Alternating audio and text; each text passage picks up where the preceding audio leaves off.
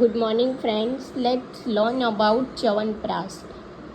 च्यवनप्राश रसायन जो चरक चिकित्सा 1 में बताया हुआ है। चरक चिकित्सा 1 पाद अध्याय 1 पाद 1 अभयामलकी में जो बताया है वो। इसके इंग्रेडिएंट में क्या है, जो हम क्वाथ द्रव्य यूज़ करते हैं वो 36 है। उसमें जो कि टोटल द्रव्य कितने हैं तो 39, आंवला 500 एंड प्रक्षेप द्रव्य 6। ये सिर्फ एक डेमो फार्मूला का च्यवनप्राश का है कि तुम 500, ये एक एग्ज़ाम के लिए अगर आपको पूछा गया कि आइडियल च्यवनप्राश बनाना है तो मात्रा आंवला कितना लेना है ये वो, बट हम अगर प्रैक्टिकली करना चाहते हैं तो ये सब मॉडिफाई हो सकता है। पर ये चरक चिकित्सक 1 का जो रेफरेंस है ना वो मैं आपको बता रही हूँ। और दूसरे क्या है कि 5 द्रव्यास लेने हैं। कौन से 5 द्रव्यास लेने हैं तो जीवक, वृषभक, मेदा, महामेदा, काकोली, रिद्धि, ये जो 5 हो है ना उसको लेना है, क्योंकि जो ये अष्टवर्ग के द्रव्य है। किसके? अष्टवर्ग के। अष्टवर्ग में कितने द्रव्य आते हैं तो 8।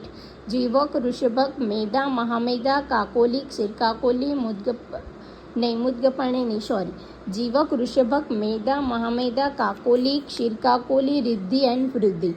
उसमें से क्या है कि महामेदा, क्षीरकाकोली एंड वृद्धि, इसको क्या किया है, एक्सक्लूड किया है। आचार्य चरक ने इस तीनों को नहीं लिया है।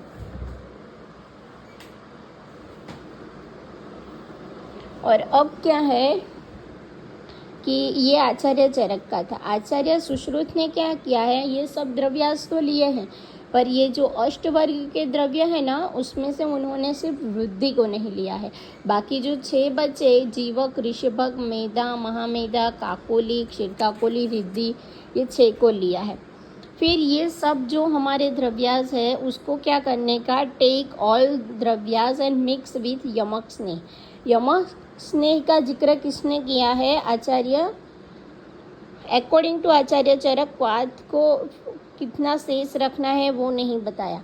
मतलब क्या है कि ये जब हम पकाने के लिए ये सब द्रव्यास को इकट्ठा करके पकाते हैं तब आचार्य चरक ने लास्ट में जो क्वाथ है वो कितना शेष रखना है वो हमें नहीं बताया। क्या नहीं बताया? क्वाथ को कितना शेष रखना है वो आचार्य चरक ने नहीं बताया। ये सब थियोरिटिकल पॉइंट है, इसमें से आपको इतना प्रैक्टिकल पॉइंट नहीं मिलेगा, क्योंकि ये कट टू कट थियोरी में क्या पूछेंगे, AIPCT में क्या पूछेंगे, यही मैं आपको बता रही हूँ। ओके, अगर आपको आगे और कुछ भी पूछना है, करना है तो प्लीज़ मुझे कमेंट करो। ओके, एंड अकॉर्डिंग टू शाळंधर में क्या आपने आगे देखा कि ये सब जो इंग्रेडिएंट थे उसको यमक स्नेह में मिक्स करने के लिए किसने बोला है, उसको यमक स्नेह में मिक्स करने के लिए आचार्य चरक ने बोला है। आचार्य सुश्रुत ने का ओपिनियन नहीं है यहाँ पे। आचार्य शाळंधर ने ओनली घृत बताया है, और वो भी 7 पल। ये इम्पोर्टेंट है, याद रखने का है। किसने? अकॉर्डिंग टू आचार्य शाळंधर ओनली घृत 7 पल। 6 पल गोघृत प्लस 6 पल तिल तेल mixed with above mention dravyas according to Charak. Charak ने यमक स्नेह, यमक मीन्स क्या होता है, दो स्नेह उन्होंने बताए। कौन से? 6 पल गोघृत प्लस 6 पल तिल तेल। और जो क्वाथ कितना शेष रखना चाहिए वो आचार्य चरक ने नहीं बताया, पर आचार्य शाळंधर ने बताया है कि अष्टमांश क्वाथ शेष रखने के लिए बोला है। क्या बोला है? अष्टमांश क्वाथ शेष रखने। उसका क्या है, एक लाइन है आपको याद रखनी है, पचेद द्रोण बल जले क्षिप्त्वा ग्राह्यम अष्टांश शोषितम। क्या है?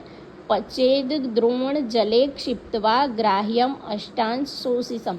એટલે જ્યારે એ છે ને અષ્ટમાંશ, એ આટલા આપણે જે 500 આંવડા લીધા, ક્વાથ દ્રવ્ય વગેરે જે બધું લીધું ને, એ પછી અષ્ટાંશ ભાગ એનો શેષ રહે ને ત્યાં સુધી એને બોઇલ કરવાનું છે। પછી એકોર્ડિંગ ટુ ચક્રપાણી અને વાઘભટ્ટ શું કહે છે કે જ્ઞાત્વા ગત રસાનેવ।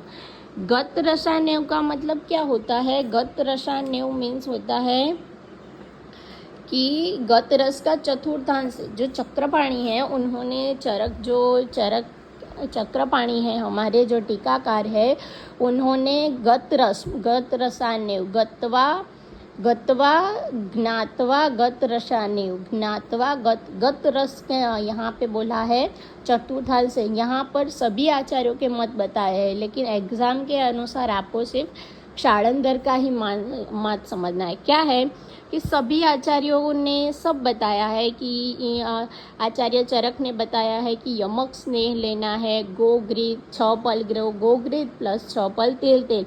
आचार्य शाळंदर ने बताया है 7 पल घृत लेना है।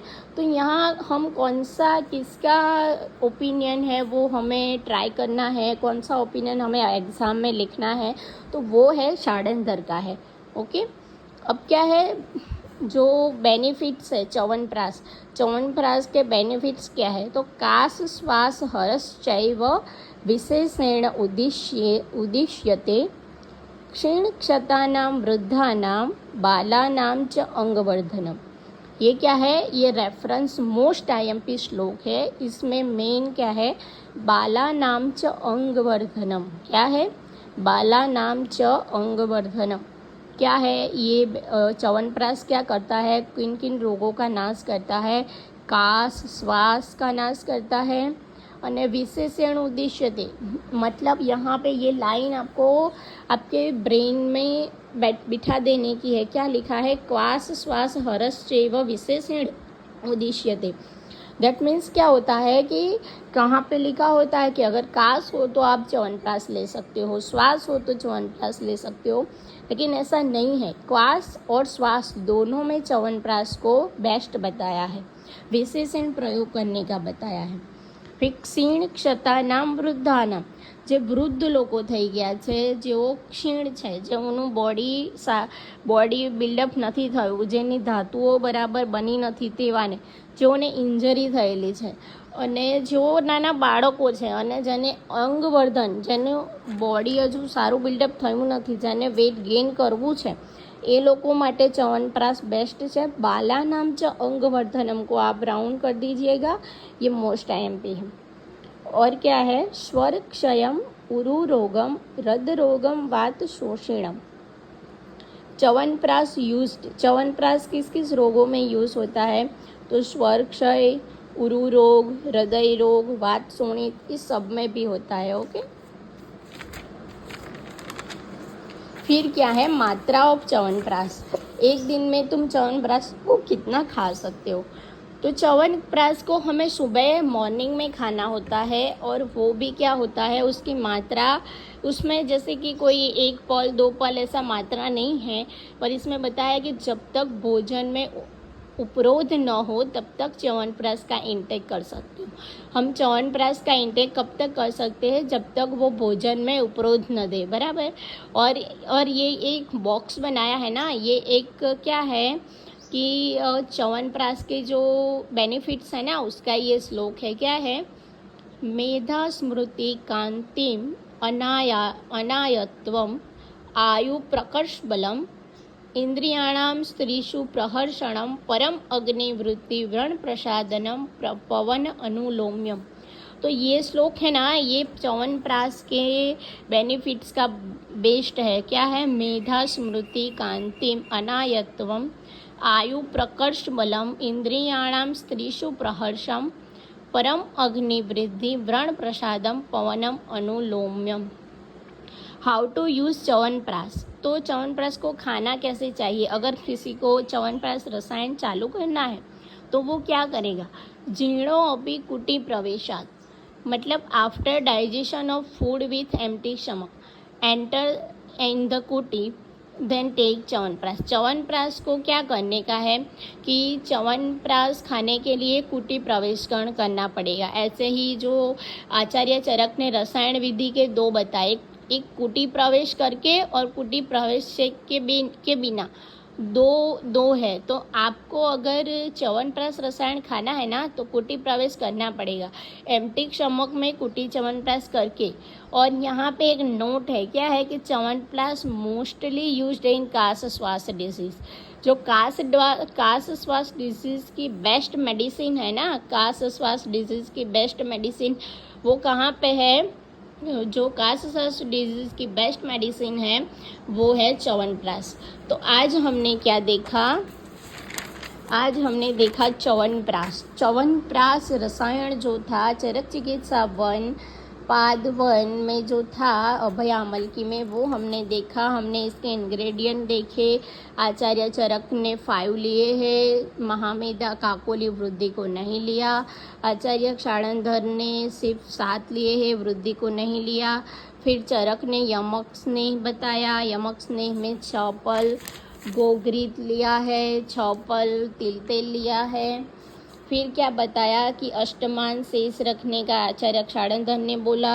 अगर आपको ये सब नोट के पेजेस और नहीं अच्छे से दिख रहे, कोई भी प्रॉब्लम आ रहा है तो प्लीज़ मुझे कमेंट कर दीजिए, और फिर ये आपको अच्छे से मैं आपको नोट प्रोवाइड भी कर दूँगी, कोई बात नहीं मुझे।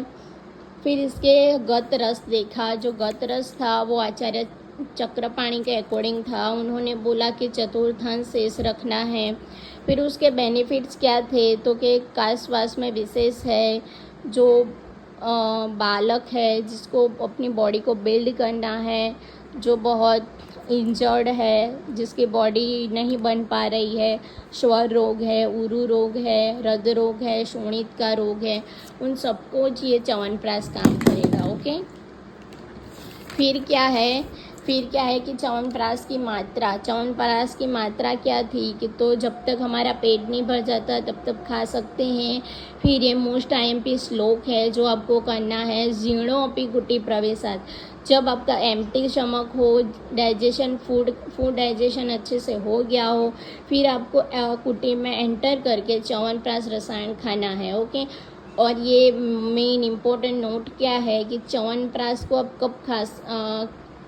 कब खाते हो, किस रोग में ये दवाई के रूप में काम करता है? तो कास श्वास में मोस्टली, मैंने आगे बताया वो च्यवनप्राश का यूज़ बहुत है, लेकिन मोस्टली कहाँ यूज़ होता है? तो कास और श्वास जो डिजीज़ है उसमें ये मोस्टली यूज़ होता है। ओके। तो आज हमने जो चरक चिकित्सा 1 का पाद 1 का जो अभय आमलकी है उसमें जो तीसरा रसायन है च्यवनप्राश रसायन जो है उसके बारे में आज हमने देखा। अगर आप सब ने मुझे कमेंट किया और मेरा वीडियो को देखते रहे तो हम आगे आमलक रसायन देखेंगे। ओके। अगर कोई भी दिक्कत हो, कोई नोट लेनी हो, कुछ भी हो तो आप मुझे बेझिझक कमेंट करिएगा। ओके। Thank you.